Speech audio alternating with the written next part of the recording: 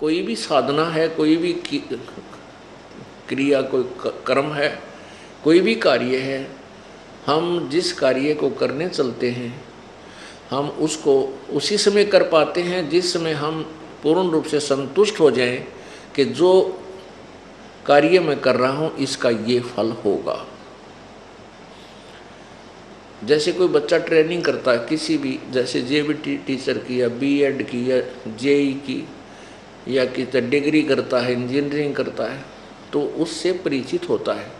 किसी ना किसी से पूछकर या कोई डिग्री कर चुका है उससे पता करके कि इससे क्या बेनिफिट होते हैं, या कोई एमबीबीएस करता है तो फिर उस पे वो पूर्ण समर्पण हो करके लग जाता है, फिर डगमग नहीं होता।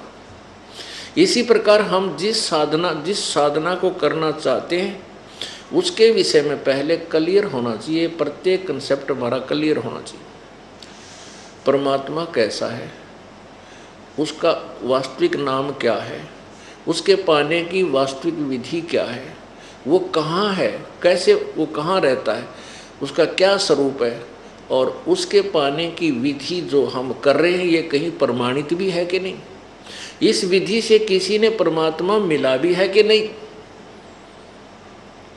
तो पुण्यात्माओं, जैसे अभी तक जो निराकार बता रहे थे उनको भगवान नहीं मिला, क्योंकि उनकी थ्योरी, उनका सिद्धांत वेदों और गीता जी से मेल नहीं खा रहा। और जिनको परमात्मा मिला, जिन महापुरुषों को, उनका विधान, उनकी स्टेटमेंट, उनके अमृत वचन वेदों और गीता जी से मिलते हैं। उन्होंने फिर कौन सी साधनाएं की, उन्होंने कौन सी साधनाएं की, वो भी उनकी अमृत वाणी में लिखी है। और वही वेद और गीता जी हमें बता रही हैं कि वो उस परमात्मा के पाने का ये मंत्र है। जब हमारे ये सारे कंसेप्ट क्लियर हो जाएंगे कि यही मंत्र है, और इस मंत्र के आधार से उस संत ने परमात्मा पाया, उन्होंने साकार बताया, मनुष्य सदृश बताया, और वही ज्ञान, वही समर्थन पवित्र वेद, पवित्र गीता जी, पवित्र बाइबल, कुरान, पवित्र कुरान शरीफ, पवित्र गुरु ग्रंथ साहिब, ये सभी समर्थन कर रहे हैं। तो इससे आप बिल्कुल संतुष्ट हो जाओगे कि जो साधना हम कर रहे हैं ये परमात्मा पाने की है। फिर इसमें कितना आसान है परमात्मा की भक्ति करना। नाम उठत नाम बैठत नाम सोवत जागवे, नाम खाते नाम पीते नाम से ती लागवे। नाम का सिमरन श्वास से सिमरन होता है। आप जल पी रहे हो तो भी 1-2 सांस का सिमरन कर जाते हो। जैसे आप 1-2 सांस में जल पीते हो, तो ऐसे ही आप खाना खा रहे हो, खाना खाते समय भी आप सिमरन कर सकते हो। आप चलते फिरते, उठते बैठते, चलते फिरते, सोते जागते में, ऐसा सिंपल, ऐसी साधारण सी साधना है जो प्रत्येक व्यक्ति और भाई बहन, बेटी, बुजुर्ग, नौजवान, बच्चे, बालक सभी कर सकते हैं। हम परमात्मा से इतना दूर कर दिए अनाड़ी अज्ञानी साधकों ने।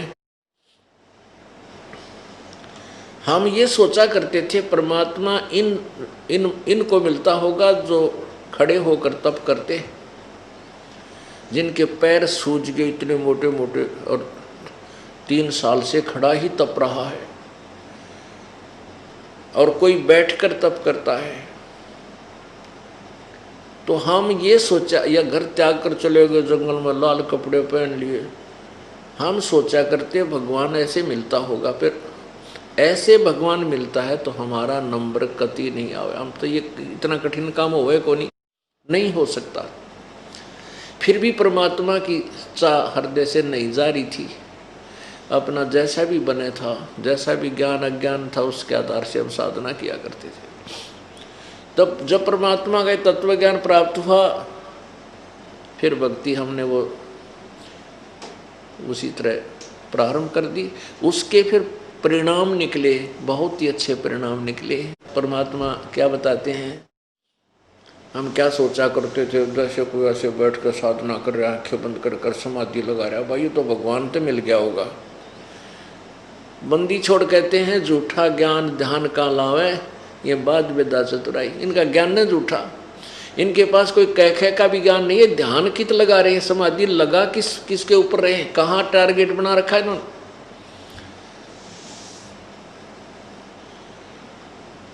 अब क्या बताते हैं, डंब करें डूंगर चढ़े, अंतर छीनी झूल, जग जाने बंदगी करें ये बोवें सूल बबूल। डंब कर डूंगर चढ़े, डूंगर माने ऊंचे ऊंचे स्थान पर विराजमान हो जाते हैं, दुनिया देखे महात्मा बैठा है, और फिर आकर्षित होकर के प्रणाम करने जाओ और 10 रुपये चढ़ावें। इसलिए ऊंचे स्थान पर बैठ कर नो दिखावट डोंगी डोंग कर नो पूरी आसन पदम लगा के, धूना दाना लगा के, चिमटा गाड़ के, दाढ़ी दूढ़ी बढ़ा के। परमात्मा कहते हैं ये डंब, डंब माने पाखंड, डंब करें डोंगर चढ़े और अंतर जीनी झूल, जग जाने बंदगी करें बोवें सूल बबूल। ये शास्त्र विरुद्ध साधना करके अपने भविष्य में बबूल के कांटे बो रहे हैं।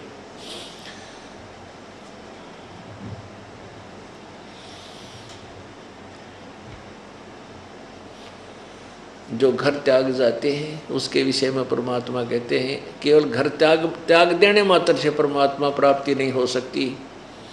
परमात्मा मिलेगा सत्य साधना से, पूर्ण संत से उपदेश लेने से और आजीवन मर्यादा में रहने से, तब भगवान मिलेगा।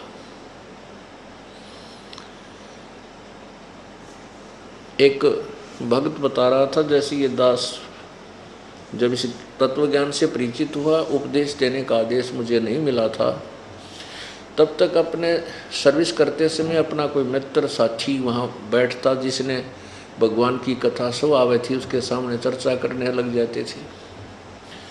तो क्योंकि सबके अंदर ये अज्ञान भरा हुआ है, ये दास बताता कि कबीर भगवान, तो उनकी तोड़ी पड़ जाती, ये कि तो भगवान ले आए कबीर। कबीर भी कोई भगवान कभी सुना नहीं, देखा नहीं, किसी पत ना सुना आज तक। वो तो एक कवि था, जुल्हा था, शूद्र जाति का था, और फिर अपनी अटकल के लगाते हुए कहने संत तो वो हैं जो घर त्याग कर चले जाए, बाल ब्रह्मचारी रहें।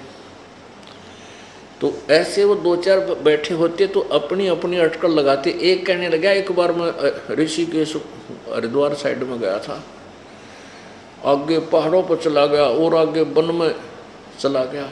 वहाँ एक विशेष चर्चा का विषय था कि यहाँ एक ऐसे संत रहते हैं नीवस्त्र, अपने पर्दे के ऊपर केवल एक केले का पत्ता बांधते, और भाई जब उसके निकट कोई आदमी व्यक्ति पहुंच जाता है तो भाग कर जंगल में गहरा चला जाता है कि तो गुफा बना रखी उसने। तो वो कहता है एक दिन मैं वहाँ गया तो ऐसी चर्चा का विषय हो रहा था कि वो साधु इस टाइम से बाहर आ जाता है, तो घने व्यक्ति 10, 15, 20, 30 व्यक्ति नू देख रही इधर उधर कहाँ से दिखा। वो कहने लगे उस दिन वो हमने पीछे से जाता हुआ दिखा, बस थोड़ा सा झलक पड़ी, फिर वो एक तरफ एकदम जंगल में घुस गया।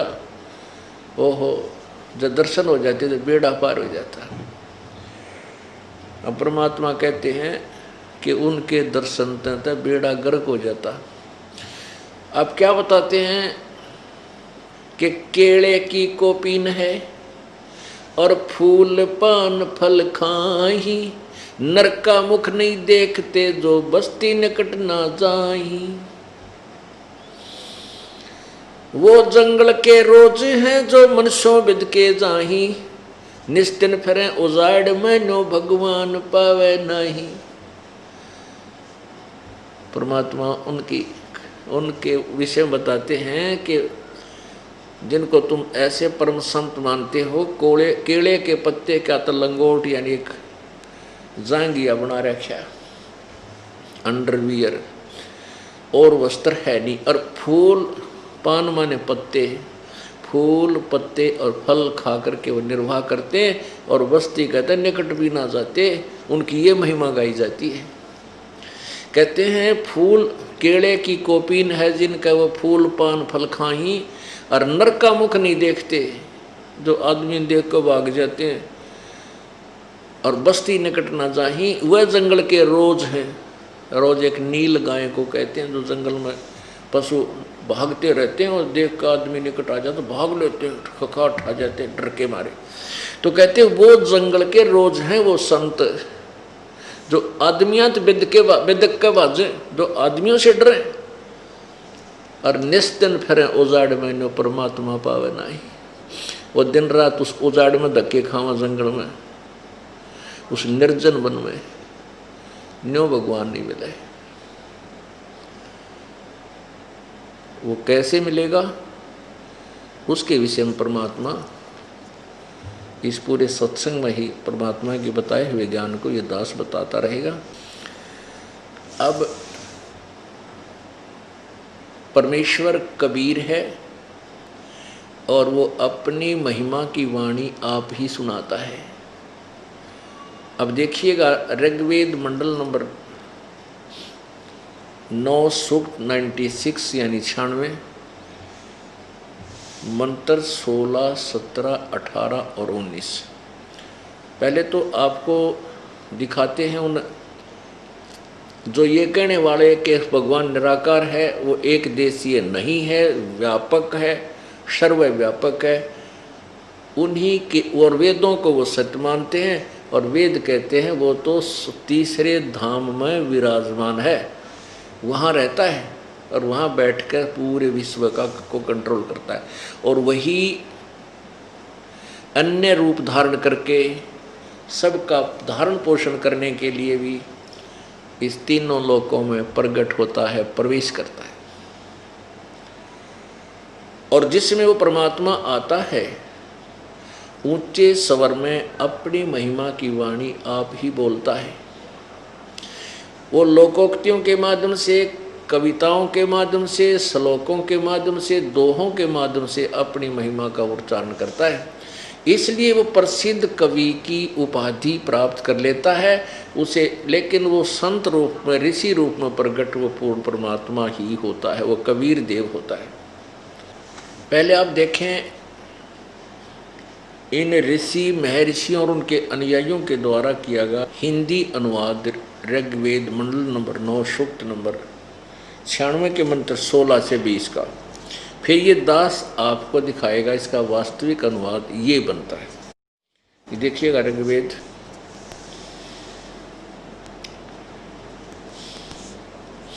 महर्षि दानंद सरस्वती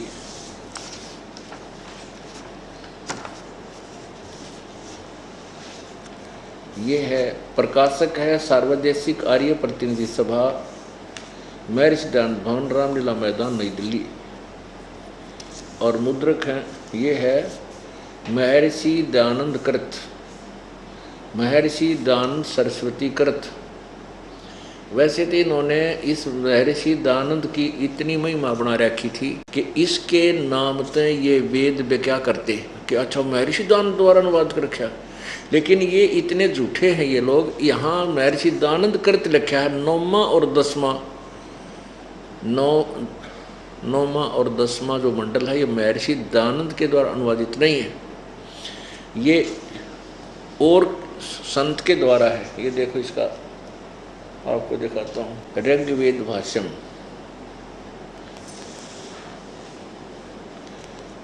इन्होंने क्या बताया है कि महर्षि दानंद सरस्वती ने तो मंडल नंबर 1 से 6 का अनुवाद कर रखा है, और श्रीपाद दामोदर सातवलेकर ने मंडल 7 से लेकर 10 का अनुवाद किया है। ये देखिएगा ऋग्वेद भाष्यम महर्षि दानंद सरस्वती, संपादक दानंद समर्पण, विश्व मानव उत्थान परिषद, पंजीकृत 46/5, सामुदायिक केंद्र, पूर्वी कैलाश, नई दिल्ली। ये यहाँ से छपा है और यहाँ ये प्रकाशक हैं इसके। एक स्वामी दानंद की ये पॉइंट जो है यही एक पूरे उसके वक्तव्य में सत्य है। वेद सब सत्य विद्याओं का पुस्तक है। महर्षि दानंद प्रकाशक है विश्व मानव उत्थान परिषद पंजीकृत, ये वही है। मुद्रक है कंप्यूट डाटा सर्विसेज नई दिल्ली, इतना ही था। तो ये कह रहे हैं कि श्री दयानंद ने तो केवल ऋग्वेद मंडल नंबर 1 से 6 का अनुवाद किया, से 7 से 10 किसी और ने किया। और ये इसके नाम पर बेच कर दानंद के नाम की जहाँ मोहर लगी पाई, तो श्रद्धालुओं ने उस बुक को सहर्ष स्वीकार कर लिया। और इस दानंद की ऐसी महिमा बना रखी थी, सुख की। इसको कह पता नहीं था, भक्ति और अध्यात्म ज्ञान का ज्ञान नहीं था, न ही इसको कुछ संसार व्यवहारिक बातों का ज्ञान था, ना कोई समाज सुधार का ज्ञान था। ये तो कति अनाड़ी था। अब इन्होंने इसके ऊपर लिखा है, देखो, ऋग्वेद मंडल नंबर 9 और 10। देखो ये मोहर लगा दी महर्षि दानंद सरस्वती, और यहाँ लिखा है महर्षि दानंद सरस्वती करत। प्रकाशक है सार्वदेशी कार्य प्रतिनिधि सभा, महर्षि दानंद भवन, रामला मैदान, नई दिल्ली। ऋग्वेद आर्य भाषा भाष्य महर्षि दानंद सरस्वती कृत। बेचन के मारे नाड़ा झूठ और बोल दी कि बिक जाएगा इस नाम ते, तरह गजब हुई। मुद्रक है Prince offset printers, 1510, Pataudi house, Daryaganj, नई दिल्ली। अब इसमें आप देखिएगा मंडल नंबर 9 सूक्त 96। अब 16 नंबर में, मंत्र नंबर 16 में, इसमें ये कहा कि हे परमात्मन, सर्वोपरि रहस्य श्रेष्ठ नाम जो आपकी संज्ञा है, जो तुम्हारी संज्ञा है, आप उसका ज्ञान कराएं। इसका सीधा अर्थ है कि हे परमात्मा, वेद बोलने वाला ब्रह्म कह रहा है कि हे परमात्मन, आपका जो सबसे श्रेष्ठ नाम है ना, गुप्त, जो गुप्त सही नाम है आपका, आप उसका ज्ञान कराएं। इसका उत्तर यहाँ दिया 70 में। शिशु जगानम हरियंतम मर्जंती सुबंती वहीन मरुतो गणेन कबीर गिरभी कावेना कबीर सोम संत सोम पवित्र अत्यति रेभन। इसमें इन्होंने क्या बना दिया कि शिशुम, उस परमात्मा को, देखो शिशुम माने यहाँ लिखना था वो शिशु रूप में प्रकट होने वाला परमेश्वर जो सदा प्रकट है। जज्ञानम माने प्रकट होता है, शिशु रूप में वह प्रकट होता है, प्रकट है, जो वो तो आ जाता है। तो जो अत्यंत कमनीय है उसको उपासक लोग ऐसे ऐसे करते हैं। शायद देखो इन्होंने क्या किया है कि गुणों का द्वारा वर्णन करते हैं यहाँ, और कवि, इन्होंने कवि अलग कर दिया, गिर भी अलग कर दिया। इस कबीर गिर भी, कवि ऊपर रह लगा है, इसको रह बोला जाएगा, कबीर गिर भी। तो कबीर गिर भी, यहाँ कबीर गिर भी लिख दिया, यानी कबीर वाणी। देखो यहाँ हम कबीर लिखते, कबीर, जैसा सुबह के सत्संग में विश्लेषण करके बताया था कि जहाँ जैसे यजुर्वेद है, यजुर्वेद के विषय में कोई लिखा हुआ लेख होता है और वहाँ यजु भी लिख दिया जाए, यजु, जैसे यजु बोलते हैं, यजुर कहो, यजुह कहो, रह का हलंत लगा दिया जाए तो यजुर बन गया। जहाँ पर भी यजुर शब्द लिखा मिलेगा और उस यजुर्वेद के विषय में कहा जा रहा हो तो सिंगल यजुर भी जो लिखा होगा तो भी यजुर्वेद उसका लिखना पड़ेगा। विश्लेषण सोल्यूशन यानी उसका अनुवाद करते समय यजुर्वेद ही लिखना पड़ेगा। तो ऐसे यहाँ कबीर गिरभी यानी कबीर परमेश्वर की वाणी, यहाँ हमने ऐसे बोलना है।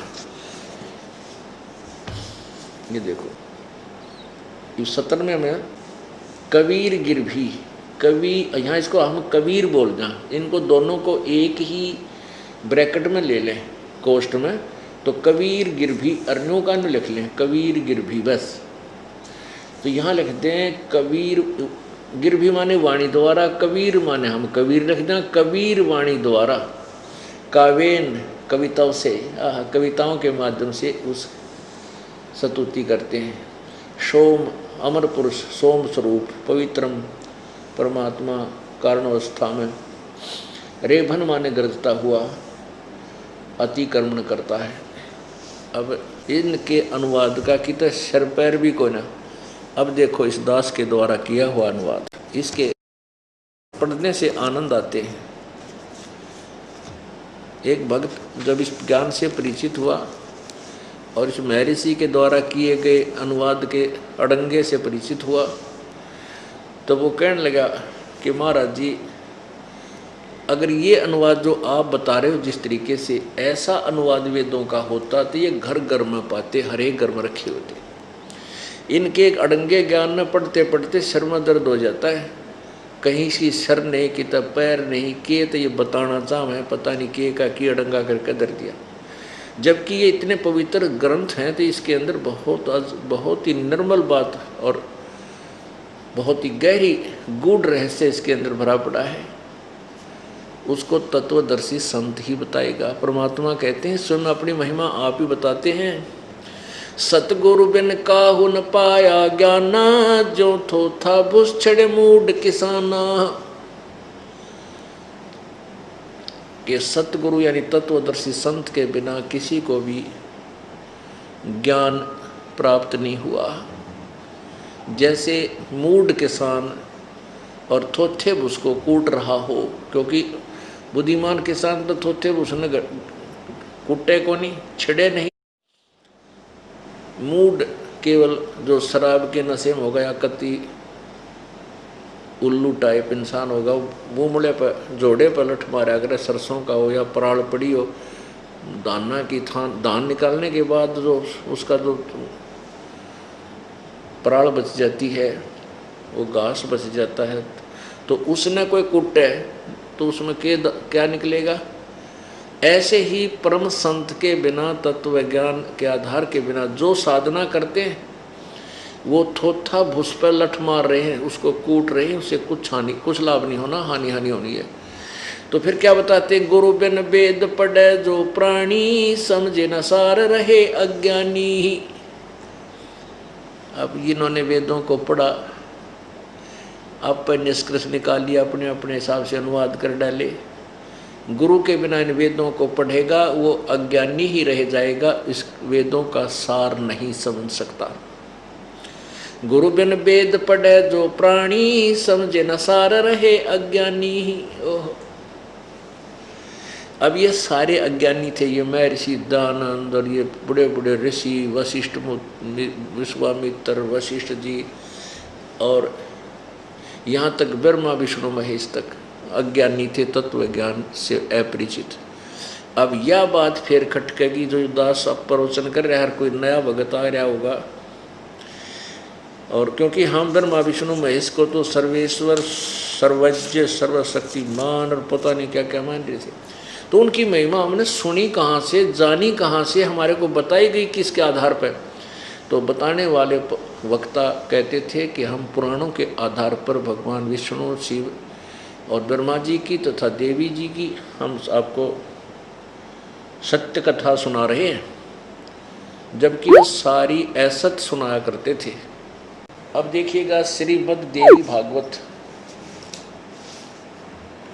महापुराण, इसमें भगवान विष्णु के ज्ञान का पता चलेगा, ये कितने ज्ञानी थे।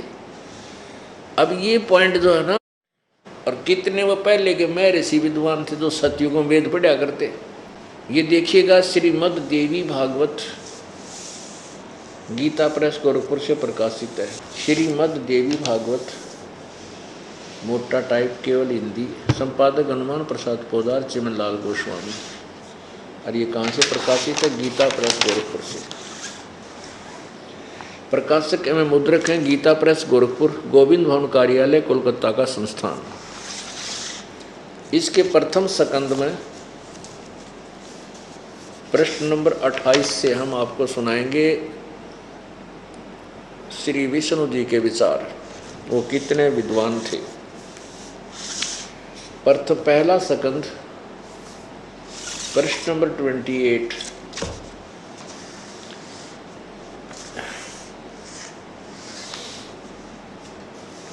नारद जी ने कहा, महाभाग व्यास जी, तुम इस विषय में जो पूछ रहे हो ठीक यही प्रश्न मेरे पिताजी ने भगवान श्री हरि से किया था। श्री हरि ये विष्णु जी को कह रहे हैं। देवादिदेव भगवान जगत के स्वामी, भगवान जगत के स्वामी हैं। लक्ष्मी जी उनकी सेवा में उपस्थित रहती हैं। दिव्य कौस्तुभमणि उनकी शोभा बढ़ाती है। वे शंख चक्र और गदा लिए रहते हैं। पीताम्बर धारण करते हैं, 4 भुजाएं, वक्ष स्थल पर श्रीवत्स का चिन्ह चमकता रहता है। वे चराचर जगत के आश्रयदाता हैं। जगत गुरु एवं देवताओं के भी देवता हैं। विष्णु जी को जगत गुरु कहा जा रहा है और देवताओं के देवता, भगवाना के भगवान। ये जगत प्रभु भगवान श्री हरि, ऐसे जगत प्रभु भगवान श्री हरि महान तप कर रहे थे, उनकी समाधि लगी थी।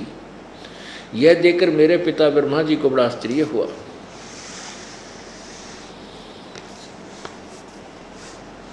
अतः उन्हें उनसे जानने की इच्छा प्रकट की। ब्रह्मा जी ने पूछा, प्रभु आप देवता के अध्यक्ष, जगत के स्वामी और भूत भविष्य एवं वर्तमान सभी जीवों के एकमात्र शासक हैं।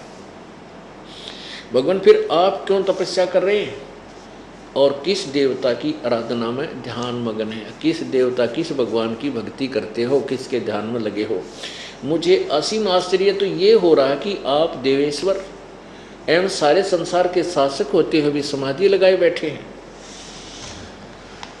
ब्रह्मा जी के ये विनीत वचन सुनकर भगवान श्री हरि उनसे कहने लगे, ब्रह्मन सावधान होकर सुनो, मैं अपने मन का विचार व्यक्त करता हूँ। देवता, दानव और मानव सब यही जानते हैं कि तुम सृष्टि करते हो, मैं पालन करता हूँ और संकर संहार किया करते हैं। किंतु फिर भी वेद के पारगामी पुरुष अपनी युक्ति से यह सिद्ध करते हैं कि रचने, पालने और संहार करने की ये योग्यता जो हमें मिली है, इसकी अधिष्ठात्री शक्ति देवी हैं, यानी दुर्गा है। वे कहते हैं कि संसार की सृष्टि करने के लिए तुम राजसी शक्ति का संचार हुआ, यानी रजगुण ब्रह्मा, और मुझे सात्विक शक्ति मिली है, विष्णु जी सतगुण, और रुद्र में तामसी शक्ति का आविर्भाव हुआ। ये भगवान शंकर जो है ये तमोगुण युक्त है, तमगुण शंकर आविर्भाव हुआ। उस शक्ति के अभाव में तुम इस संसार की सृष्टि नहीं कर सकते, मैं पालन करने में सफल नहीं हो सकता, और उधर से संहार कार्य होना भी संभव नहीं। ब्रह्मा जी, हम सभी उस शक्ति के सहारे ही अपने कार्य में सदा सफल होते आए हैं। सुवर्त प्रत्यक्ष और परोक्ष दोनों उदाहरण मैं तुम्हारे सामने रखता हूँ, सुनो। यह निश्चित बात है कि उस शक्ति के अधीन होकर ही मैं इस शेष नाग की सैया पर सोता और सृष्टि जाग करने का अवसर आते ही जाग जाता हूँ। मैं सदा तप करने में लगा रहता हूँ। उस शक्ति के शासन से मैं कभी मुक्त नहीं रह सकता। कभी अवसर मिला तो लक्ष्मी के साथ सुखपूर्वक समय बिताने का सौभाग्य प्राप्त होता है। मैं कभी तो दानवों के साथ युद्ध करता रहता हूँ। अखिल जगत को भय पहुँचाने वाले दैत्यों के विकराल शरीरों को शांत करना मेरा परम कर्तव्य है। और देखो 29 पर निचोड़ कर दिया अपने ज्ञान का। विष्णु जी करें, मुझे सब प्रकार से शक्ति के अधीन होकर रहना पड़ता है। उन्हीं भगवती शक्ति का मैं निरंतर ध्यान करता हूँ। और ब्रह्मा जी, मेरी जानकारी में इन भगवती शक्ति से बढ़कर दूसरे कोई देवता नहीं। वाह जी वाह। श्री विष्णु जी के ज्ञान का तो ओढ़ आ लिया। कितने विद्वान थे। ये कहते हैं, मैं इस दुर्गा तो ऊपर भगवान नहीं मानता, यही पूज्य है और मैं इसी का ध्यान करता हूँ। अब दुर्गा कहती है वो परमात्मा ब्रह्म है, वो ब्रह्म लोक में रहता, वही पूजा की योग है, उसी की पूजा करो और बातें सब छोड़ दो। बताओ, अरे ब्रह्मा विष्णु महेश की हम पूजा कराते न कह खा का विज्ञान कोई ना, भगवान कौन है, कैसा है। अब देखो पुण्यात्मा ये नहीं कहते कि ये ब्रह्मा विष्णु महेश रिजेक्टेड हैं, लेकिन इनकी यथार्थ स्थिति आपको बताई जाएगी। अब आगे देखना 562 पृष्ठ पे। अभी देवी के बोल सुन लो, दुर्गा कितनी। अब देखो, ये है 7वां सकंद और 562 पृष्ठ। देवी द्वारा हिमालय को ज्ञानोपदेश, ब्रह्म स्वरूप का वर्णन। अब देखना दुर्गा कितनी दोगली और कैसी बात करती है। श्री देवी जी कहने लगी, पर्वतराज हिमालय को बता रही है, हिमालय राजा को, इस प्रकार योग युक्त होकर मुझ ब्रह्म स्वरूपा देवी का ध्यान करे। यह ध्यान आसन पर भली भांति बैठकर अहतुकी भक्ति के साथ करना चाहिए। यहाँ तक है मेरा ब्रह्म स्वरूप का ध्यान करो, फिर आगे देखो उस ब्रह्म का क्या स्वरूप है, यानी दुर्गा से न्यारा कोई और परमात्मा है। उस ब्रह्म का क्या स्वरूप है ये बतलाया जाता है, जो प्रकाश स्वरूप सबके अत्यंत समीप में सतीत, हृदय रूप गुहा में सतीत होने के कारण गुहाचर नाम से प्रसिद्ध और महान पद अर्थात परम प्राप्य है। आगे देखो, वह समझ प्रजा के ज्ञान से परे है, अर्थात किसी की बुद्धि में आने वाला नहीं है, यह तुम जानो। जो परम प्रकाश रूप है, जो सूक्ष्म से भी अत्यंत सूक्ष्म है, जिसमें संपूर्ण लोक और उन लोकों में निवास करने वाले प्राणी सचित हैं, वह ये अक्षर ब्रह्म है। वह सबके प्राण है, वही सबकी वाणी है और वही सबके मन है। वह यह परम सत्य और अमृत अविनाशी तत्व है। सौम्य उस वेदने योग लक्ष्य का तुम वेदन करो, यानी उस परमात्मा ब्रह्म, इसने ब्रह्म की तरफ से संकेत किया, ब्रह्म को मन लगाकर तन में हो जाओ, उसको ही प्राप्त करने का उद्देश्य बनाओ, लक्ष्य बनाओ। सौम्य उपनिषद में कथित महान अस्त्र रूप धनुष लेकर उस पर उपासना द्वारा तीक्ष्ण किया हुआ बाण संधान करो और फिर भावना गुट चित्त द्वारा उस बाण को खींचकर उस अक्षर रूप ब्रह्म को ही लक्ष्य बनाकर वेधन करो। परवण यानी ओम धनुष है, जीवात्मा बाण है और ब्रह्म को उसका लक्ष्य कहा जाता है। अब देख कितनी बातें दोगली चोगली कर रखी। अक्षर ब्रह्म, अक्षर रूप ब्रह्म, और फिर यहाँ केवल ब्रह्म और यहाँ पर अक्षर ब्रह्म। अब इन्होंने कति ज्ञान का अज्ञान कर रखा सभी ने। अब दुर्गा बोल रही है कि उसका ओम नाम है और ब्रह्म को लक्ष्य बनाकर कहा जाता है, यानी ओम नाम के द्वारा ब्रह्म की भक्ति करो। और वो ब्रह्म कहाँ रहता है, ये 563 पृष्ठ पे है। वह ये सब का आत्मा ब्रह्मलोक रूप देव आकाश में स्थित है। अब क्या कहने इनके ज्ञान के। कभी तो कहती है दुर्गा के मुझ ब्रह्म स्वरूप का ध्यान करो, फिर कर नहीं उस ब्रह्म का स्वरूप बताया जाता है, उस ब्रह्म का, और उसका ओम नाम है, ब्रह्म उसका लक्ष्य है, ओम नाम का से उसको प्राप्त करो और वो ब्रह्म लोक में रहता है। विष्णु जी कहता है कि मैं दुर्गा से ऊपर किसी को भगवान नहीं मानता, ये सबसे इसे आगे कोई देवता है कोई ना। और दिखाऊं अन्य ऋषियों को कितना ज्ञान था, कैसा ज्ञान भरा था उनमें। पुण्यात्माओं, हमने परमात्मा के विषय में पवित्र हिंदू समाज में जन्म होने के कारण जो भी ज्ञान परमेश्वर के बारे में, भगवानों के बारे में सुना है, उसका आधार हमने पुराण ही मान रखा था। ये वक्ता यूँ कहते थे शिव पुराण में ऐसा लिखा है, विष्णु पुराण में ऐसा लिखा है, देवी पुराण में ऐसा लिखा है, वहाँ से बता रहे। अब उन्हीं पुराणों को आपके समक्ष पढ़कर सुना रहा है ये दास, उन्हीं के द्वारा अनुवादित, अपनी तरफ से तो इसमें कुछ मिलावट को ना कर रखी, उन्हीं के द्वारा अनुवादित उन्हीं की बुकें हैं जिनको आधार पर ये बताते ये क्या बता रही हैं और वो क्या महिमा दंत कथा सुनाया करते थे। कौन? वो नकली संत ऋषि और गुरु। ये देखिएगा, ये छठा स्कंद प्रश्न नंबर 414 पे जन्मेजय ने पूछा, महाभाग किस युग में कैसा धर्म का स्वरूप है, इस संपूर्ण विषय को विशेष रूप से बताने की कृपा करें। व्यास जी बोले, नृप शार्दूल राजन, यह निश्चय है कि सतयुग में ब्राह्मण वेद के पूर्ण विद्वान थे। अरे वाह, ये तो सतयुग वाला का ओढ़ आ गया। अगर त्रेता द्वापर में 3 से कुछ निम्न सतर के विद्वान पाओगे, यानी निश्चय है कि ये निश्चय है, यानी पक्की बात है कि सतयुग में ब्राह्मण वेद के पूर्ण विद्वान थे। उनके द्वारा निरंतर भगवती जगदम्बा की आराधना होती थी। और भगवती का दर्शन करने के लिए उनका मन सदा ललायित रहता था।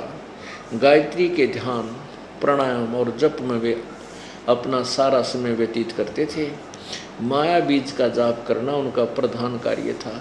प्रत्येक गांव में शक्ति मंदिर का उद्घाटन हो, इस विषय की उनकी मन में बड़ी उत्सुकता थी।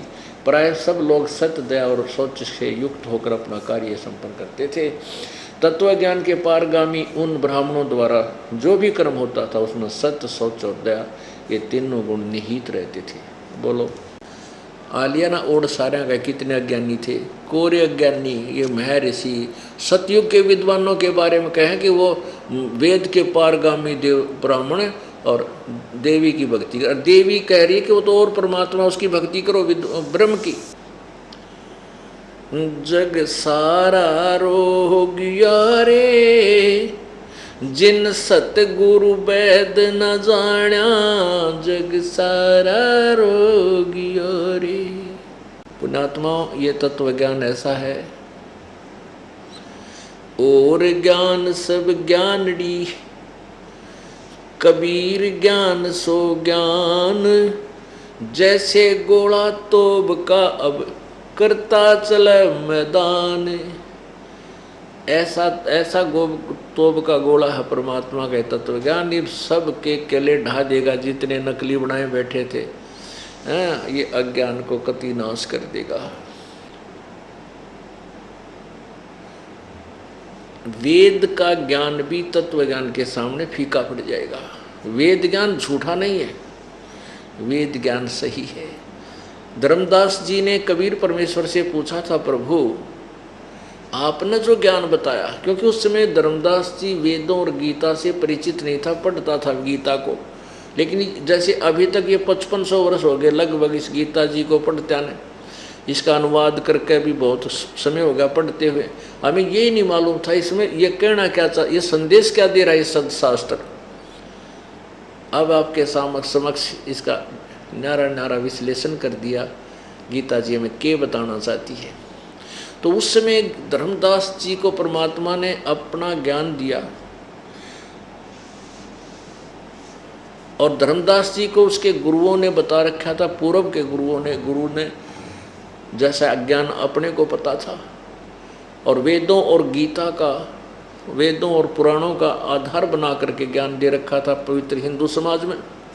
तो धर्मदास जी ने कहा, प्रभु आपने जो ज्ञान बताया और आपको मैंने सतलोक में देख लिया, आप पूर्ण परमात्मा हैं, आपका ज्ञान बिल्कुल अद्वितीय है। तो परमात्मा इससे सिद्ध हो गया कि वेद और ये कतेब, ये पुराण पूर्णतः सारे झूठे हैं, इनका ज्ञान सही नहीं है। परमात्मा बोले नहीं भाई, वेद कतेब झूठे ना भाई, झूठे हैं जो समझे नाही।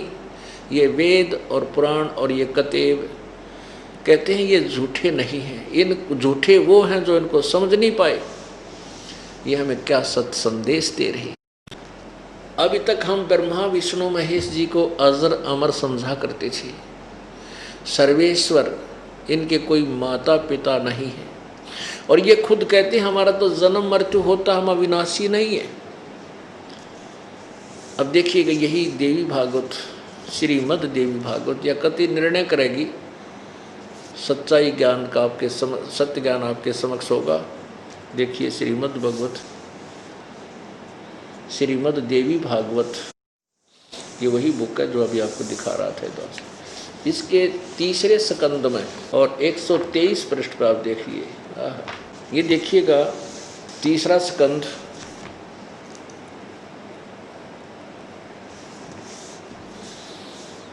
और पृष्ठ 123 123 पे, और ये अध्याय है 4 और 5 इकट्ठा अनुवाद किया गया इसका। इसमें भगवान विष्णु दुर्गा के विषय में, यानी शक्ति अपनी माता के विषय में कह रहा है, तुम शुद्ध स्वरूपा हो, यह संसार तुम ही से उद्भासित हो रहा है। मैं ब्रह्मा और शंकर हम सभी तुम्हारी कृपा से विद्यमान हैं। हमारा आविर्भाव, ओह हमारा आविर्भाव यानी जन्म, और तिरोभाव मीन मृत्यु हुआ करता है। हमारा तो जन्म और मृत्यु होता है, केवल तुम ही नित्य हो, जगत जननी हो, प्रकृति और सनातनी देवी हो। यहाँ देखना प्रकृति शब्द आपके गीता जी में काम आओगा कि दुर्गा को प्रकृति कहते हैं। यहाँ देखिए भगवान शंकर बोले देवी यदि महाभाग विष्णु तुम्ही से प्रकट हुए हैं, यानी तुमसे जन्म हुआ है, तो उनके बाद उत्पन्न होने वाले ब्रह्मा भी तुम्हारे बालक हुए। फिर मैं तमोगुणी लीला करने वाला शंकर क्या तुम्हारी संतान नहीं हुआ? अर्थात मुझे भी उत्पन्न करने वाली तुम ही हो। नीचे और देखो, इस संसार की सृष्टि स्थिति और संहार में तुम्हारे गुण सदा समर्थ हैं। उन्हीं तीनों गुणों से उत्पन्न हम ब्रह्मा विष्णु एवं शंकर नियम अनुसार कार्य में तत्पर रहते हैं। थोड़े से लेख ने कितनी बात, कितने कंसेप्ट क्लियर कर दिए। एक तो ये कर दिया कि ब्रह्मा विष्णु महेश का जन्म मृत्यु होता है, ये अविनाशी नहीं है। दूसरा ये कर दिया कि दुर्गा इनकी माँ है। तीसरा ये कर दिया कि रजगुण ब्रह्मा है, सतगुण विष्णु, तमगुण शिव जी। तीन बात स्पष्ट होगी इस इतने लाइनों में। अब क्या है पुण्यात्माओं, भाई गुरु बिन सतगुरु बिन काहू न पाया ज्ञाना, जो थोथा वो छड़े किसाना। गुरु बिन वेद पढ़े जो प्राणी, समझे न सार रहे अज्ञानी। परमेश्वर कबीर जी ने इस तुष जीव को ये दिव्य दृष्टि दे डाली, जिसके आधार से दास ने इन सदग्रंथों के, सदग्रंथ तो एक समझो समुद्र है, और समुद्र में हीरे मोती लाल होते हैं, तो उनको मुरजीवा यानी गोताखोर जा करके और मुट्ठा भर के बाहर ले आता है। तो ऐसे ही इस समुद्र से ये मोती निकाल कर बाहर आपके समक्ष ये दास ला रहा है। परमेश्वर कबीर जी की कृपा से, गुरुदेव की रजा से, उनके आदेश से सब कार्य हुआ है। और आप पुण्यात्माओं के ऊपर रहम है, मेहर है कि आपको मनुष्य जन्म, और ऊपर से आपके लिए इतना भरसक प्रयत्न प्रभु करा रहा है कि ताकि आप परमात्मा को पहचान सकें और अपने लोक में जा सकें। यहाँ असंग जन्म हो गए दुर्गति कराते हैं। अब कति क्लियर हो गया कि रजगुण ब्रह्मा है, सतगुण विष्णु, तमगुण शिव। थोड़ा सा और क्लियर करते हैं, क्योंकि आगे जो प्रसंग चलेगा वो इतना कुणियंत, इतना कड़वा होगा कि बगैर या थोड़ी सी खांड मिलाए बिना इसने खाया नहीं जा सकता, सुना भी नहीं गा कोई। तो इसमें थोड़ी सी बूरा मिलाई जाएगी, यानी तत्व इन सदग्रंथों को पहले दिखा करके और फिर ये सच्चाई बताई जाएगी कि ब्रह्मा विष्णु महेश के पुजारियों की को क्या संज्ञा दी है पवित्र गीता जी। ये देखिएगा श्रीमद् देवी भागवत, जिसमें संस्कृत भी साथ है। ये बम्बई से प्रकाशित है, खेमराज श्री कृष्ण प्रकाशन का प्रकाशन है ये, और इसमें संस्कृत भी साथ है, उस संस्कृत का अनुवाद भी किया है। तो ये एथेंटिक है। और गीता प्रेस गोरखपुर से छपी हुई में कुछ अनुवाद करते समय कुछ अनुवादकर्ता ने अपने हिसाब से छोड़ भी दिया है, यानी छुपाने की चेष्टा भी की है, लेकिन फिर भी छुपा नहीं। कहते हैं चोर चुराई तूंबड़ी, वो गड्ढा पानी में, वो गड्ढा हुआ ऊपर आवे, सच्चाई छानी ना। अब देखो पवित्र श्रीमद् देवी भागवत हिंदी टीका सहित, ये देखो श्रीमद् देवी भागवतम भाषा सभाष टीकम समातम, श्री खेमराज श्री कृष्णदास प्रकाशन बम्बई 4। अब तीसरे सकंद पर आए, ये देखिएगा। अथ श्रीमद् देवी भागवते भाषा टीका युक्ते तृतीय स्कंद प्रारंभते, और इसमें ये है प्रश्न नंबर 11, और यहाँ पर है तृतीय स्कंद है, अध्याय 5, और इसमें ये देखना अध्याय 5 का और श्लोक नंबर 8। हे माते, शंकर भगवान कह रहे, हे माते, यदि आप हमारे ऊपर सदा दयायुक्त हो तो हमको तमोगुण में किस प्रकार प्रदान किया है? ब्रह्मा रजोगुण और हरि सतगुण युक्त किए हैं। आगे देखो, अब ये आपने हिंदी पढ़ा, अब संस्कृत देखिए। ये 7वां श्लोक समाप्त हुआ, ये 8वां प्रारंभ होता है इसी की संस्कृत। यदि दया धर्मना न सदाम्बिके कथम अहम विहित च, अहम माने मैं, यदि आप हमारे ऊपर दया युक्त हैं तो किस प्रकार अहम माने मैं शंकर, विहित च तमोगुण, मुझे तमोगुण क्यों बनाया, कमल जय, कमल से उत्पन्न होने वाले ब्रह्मा को रजोगुण संभव, रजोगुण क्यों बनाया, अरे सुहित सुविहित सुविहित किमो सतोगुण हरि, और विष्णु को आपने सतोगुण क्यों बना दिया। इति सिद्धम रजगुण ब्रह्मा सतगुण विष्णु तमगुण शिव जी। अब ये और कंसेप्ट कति क्लियर हो गया, इन्होंने अपने मुंह तक कह दिया कि हमें क्यों ऐसा बनाया। और ये ऊपर भी उन्होंने बता रखा कि आप ही के तीनों गुणों से हम उत्पन्न हुए, मैं तमोगुणी लीला करता हूँ। अब श्रीमद् भगवत गीता इसके 7वें अध्याय के आपको 5-6 श्लोक सुनाएंगे।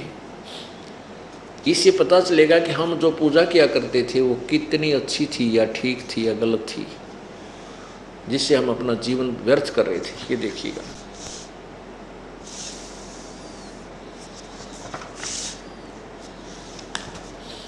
अध्याय नंबर 7, ये देखिएगा अध्याय नंबर 7 मंत्र नंबर 12 श्लोक 12 से शुरू करेंगे। और भी जो सतोगुण से उत्पन्न होने वाले भाव हैं, जो रजोगुण से तथा तमोगुण से होने वाले भाव हैं, उन सबको तू मुझसे होने वाले हैं ऐसा जान, परंतु वास्तव में उनमें मैं और वे मुझ में नहीं हैं। गीता ज्ञान दाता कौन है? ये काल है, ज्योति निरंजन है, इसको ब्रह्म भी कहते हैं, ब्रह्म। और जो गीता जी के अध्याय नंबर 11 के श्लोक नंबर 32 में कहता मैं काल हूँ और सबको खाने के लिए अब प्रकट हुआ हूँ।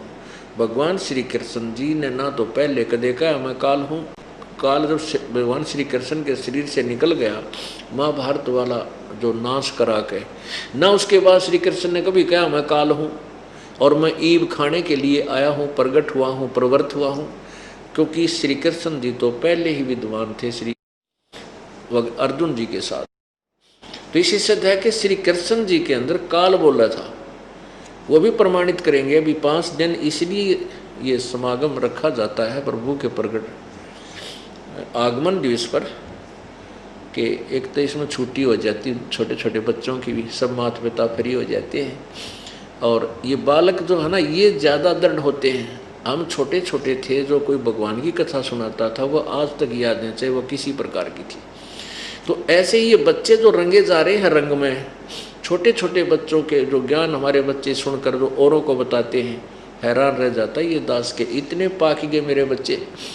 और जब तक हम इतने पकेंगे नहीं इस ज्ञान में, हम काल के जाल में फंसे रह जाएंगे। इसलिए दास आपको रह रह कर ये चैप्टर सुनाता है, क्योंकि ये ज्ञान, ये अमृतवाणी भगवान की रह रह कर हमने कभी सपने में भी ना सुनने मिला करती ये बोल, इतने अनमोल वचन। और अब आज वर्षा कर रखी है मेरे परमात्मा ने अपने बच्चों के ऊपर, वर्षा कर रखी है, रह रह कर मेहर बख्श रहे हैं। सीडी के माध्यम से बुक दे रखी है, उनको पढ़ो, फिर सत्संग सुनो। तो ऐसे ही हम धनी होकर के सतलोक में चले जाएंगे और पाप रहित होकर सतलोक जाएंगे। अब ये काल क्या कहता है कि जो रजगुण से होने वाले भाव, रजगुण माने ब्रह्मा, और तमगुण रजगुण ब्रह्मा से जीवों की उत्पत्ति, यानी वासना प्रेरित होकर के और ये संतान उत्पत्ति करते सभी प्राणी। और फिर विष्णु जी से सतिथि, सतोगुण विष्णु से सतिथि, एक दूसरे में मोह ममता जग से जकड़े हुए हम हैं सतिथि। और तमोगुण शंकर से जो संहार हो रहा है, इसका मुख्य कारण मैं हूँ, काल बोलता है। क्योंकि काल भगवान इस ब्रह्म को, ब्रह्मा विष्णु महेश के पिता को 1 लाख मानव शरीरधारी प्राणियों का नित आहार करने का, प्रतिदिन आहार करने का श्राप लगा हुआ है। उस श्रापवश ये ना तो अपने पुत्रों को सही वेद बताता, ब्रह्मा विष्णु महेश को पता नहीं हमारा पिता कौन है। और उसी के पाने के लिए, ब्रह्म के पाने के लिए इन्होंने बहुत 12-12 हजार तक, कई हजार वर्षों तक समाधियां लगाई, लेकिन ब्रह्म प्राप्ति नहीं हुई, क्योंकि इन्होंने वेदों अनुसार साधना की, चारों वेदों अनुसार। उनमें लिखा है कि ओम नाम, ये काल कहता है 11वें अध्याय के 47 और 48 श्लोक में कि अर्जुन मेरा ये स्वरूप है जो आज से पहले ना किसी ने देखा, तेरे अतिरिक्त ना पहले देखा ना आगे दे सकता, ना मैं किसी वेद में वर्णित विधि से, ना किसी जप से, ना तप से, ना क्रिया से मैं किसी को नहीं मिलूंगा, मेरी प्राप्ति नहीं हो सकती। इति सिद्धम के वेदों में वर्णित विधि से प्रभु प्राप्ति नहीं है, और लाभ बहुत है। तो इन ऋषियों ने समाधियों लाई, ध्यान लगाए, भक्ति करी, वेदों अनुसार ओम नाम का जाप किया, कुछ अपनी मन ग्रंथ जो काल प्रेरणा से समाधि भी लगाई, हठ योग किया, तप किया, परमात्मा तो मिला नहीं, ये एटम बम बन गए। इनमें सिद्धियाँ आ गई, स्वर्ग तक चले गए, महास्वर्ग ब्रह्मलोक में चले गए, अपने वहाँ पुण्यों को समाप्त करके फिर 84 लाख योनियों में फिर चक्कर में आ पड़ गए। तो ऐसे है, इसने काल ने अपने पुत्रों को भी सही भेद नहीं दे रखा। ये तो परमेश्वर आया और कबीर भगवान ने इसका सारा पत्तल पाड़ी, इसकी सारी यू अज्ञान हटा दिया, इसकी पोल खोल दी कि यू काल है, तुम इसने भगवान मान रही हो, तो तुम्हें डेली खाता है, ये खुद का मैं काल हूँ और खाने के लिए आया हूँ।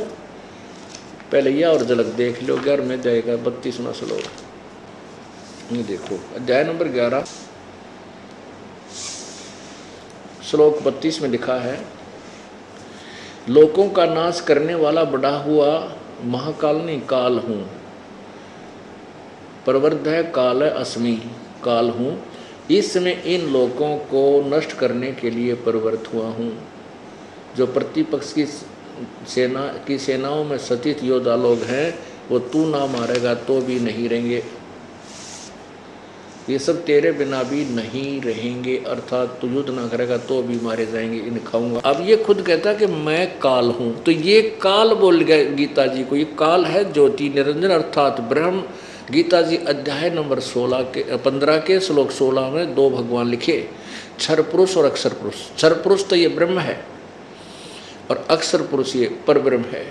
फिर 17वें में जो लिखा है कि उत्तम पुरुषत्व ने, जो 16 में जो वर्णित है 2 भगवान, इनसे कोई और है वो पुरुषोत्तम, और वही पूर्ण परमात्मा वास्तव में अविनाशी है, तीनों लोकों में प्रवेश करके सबका धारण पोषण करते। तो यहाँ जो प्रसंग चल रहा है कि ये तीनों गुणों के द्वारा जो भी हो रहा है, रजगुण ब्रह्मा से संतान उत्पत्ति, विष्णु जी से सतीति और शिव जी से संहार, इसका मुख्य कारण तो मैं हूँ, लेकिन मैं इनमें नहीं हूँ, मैं इनसे ऊपर अलग रहता हूँ, भिन्न हूँ, और ये मेरे पास नहीं है। अब देखो अध्याय नंबर 7 का श्लोक नंबर 12 से आप फिर शुरू कीजिए, आसानी से समझ में आएगा।